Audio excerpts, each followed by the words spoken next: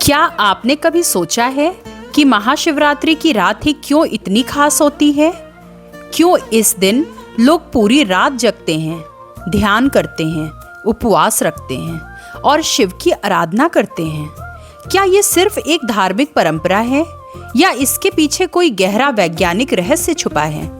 आज के इस वीडियो में हम जानेंगे महाशिवरात्रि से जुड़े ऐसे अद्भुत फैक्ट्स जो आपको सोचने पर मजबूर कर देंगे। तो वीडियो को अंत तक जरूर देखिए, क्योंकि अंत में एक ऐसा फैक्ट है जो शायद आपने पहले कभी नहीं सुना होगा। हिंदू कैलेंडर में साल में 12 शिवरात्रियां आती हैं, लेकिन इनमें से महाशिवरात्रि सबसे अलग होती है।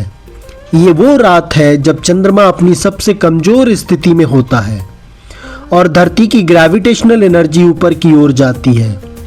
प्राचीन योगियों ने देखा था कि इस रात मानव शरीर में ऊर्जा अपने आप ऊपर उठने लगती है। इसलिए कहा गया, अगर इस रात आप रीढ़ की हड्डी सीधी रखकर बैठें तो शरीर और मन दोनों पर इनका गहरा असर पड़ता है। यही कारण है कि महाशिवरात्रि को योग और ध्यान की सबसे शक्तिशाली रात माना गया।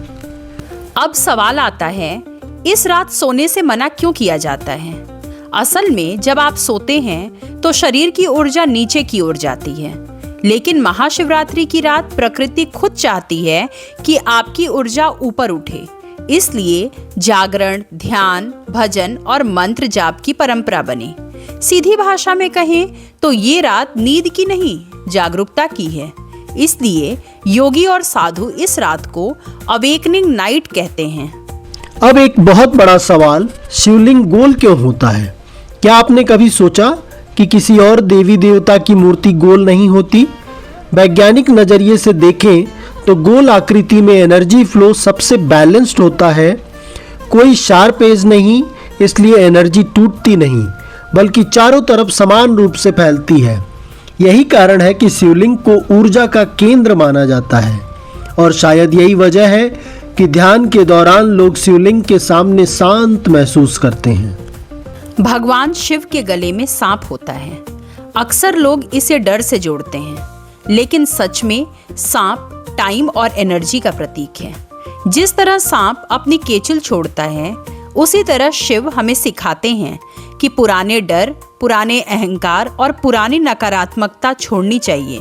शिव का संदेश साफ है, जो मृत्यु से नहीं डरता वही सच में जीवन को समझता है।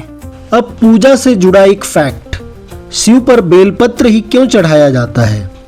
बेलपत्र में औषधीय गुण होते हैं जो वातावरण को शुद्ध करते हैं। दूध और जल शिवलिंग को ठंडा रखते हैं और धातु के साथ मिलकर ऊर्जा संतुलन बनाते हैं। यानी ये सब सिर्फ आस्था नहीं, बल्कि इन्वायरमेंटल साइंस भी है।